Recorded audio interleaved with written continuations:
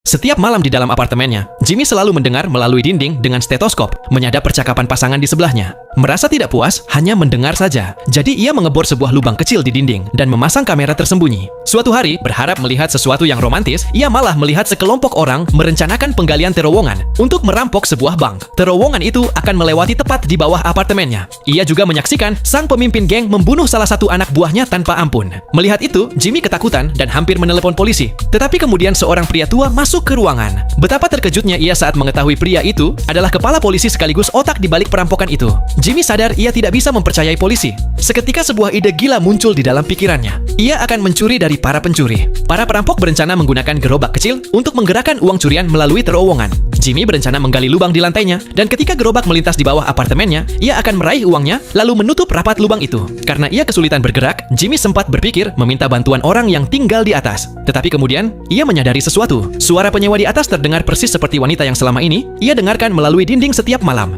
Kesadaran itu menyadarkannya. Para perampok ternyata mengirim wanita itu untuk memata-matai dirinya. Ketika seorang tunawisma bernama Lisa dan putrinya datang untuk berlindung dari hujan, Jimmy merasa kasihan kepada mereka. Ia membiarkan mereka menyewa kamar kosong di atas dengan harga sangat murah. Namun ia tidak tahu bahwa mereka sebenarnya adalah mata-mata. Untuk memastikan rencananya berhasil, Jimmy tahu ia harus menghadapi Lisa terlebih dulu. Malam itu, diam-diam ia memasukkan pil tidur ke minuman Lisa, hingga wanita itu tak sadarkan diri. Ia tidak membunuhnya karena ia bukan seperti para penjahat itu. Selama Lisa tidak menghalanginya, untuk sementara ia hanya akan mengikatnya. Tapi Jimmy lupa tentang putri Lisa. Saat ia turun ke bawah, ia terkejut melihat gadis kecil itu merayap masuk ke lubang yang telah ia gali. Jika para perampok menemukannya, Jimmy akan berada dalam bahaya serius. Beruntung, gadis itu sempat bersembunyi tepat waktu, persis sebelum geng itu mulai membicarakan rencana mereka. Jadi, ia tidak diketahui. Kepala polisi memberitahu kelompok itu bahwa mereka akan bergerak. Ia akan memastikan petugas patroli menjauh. Ia juga memperingatkan dengan tegas agar tidak menyentuh kotak simpanan bernomor 88, karena di situ tersimpan uang milik orang-orang yang berkuasa. Setelah para perampok pergi, Jimmy segera menarik gadis itu keluar dari terowongan. Namun kemudian, telepon Lisa tiba-tiba berdering, dan ternyata itu adalah panggilan dari sang pemimpin perampok.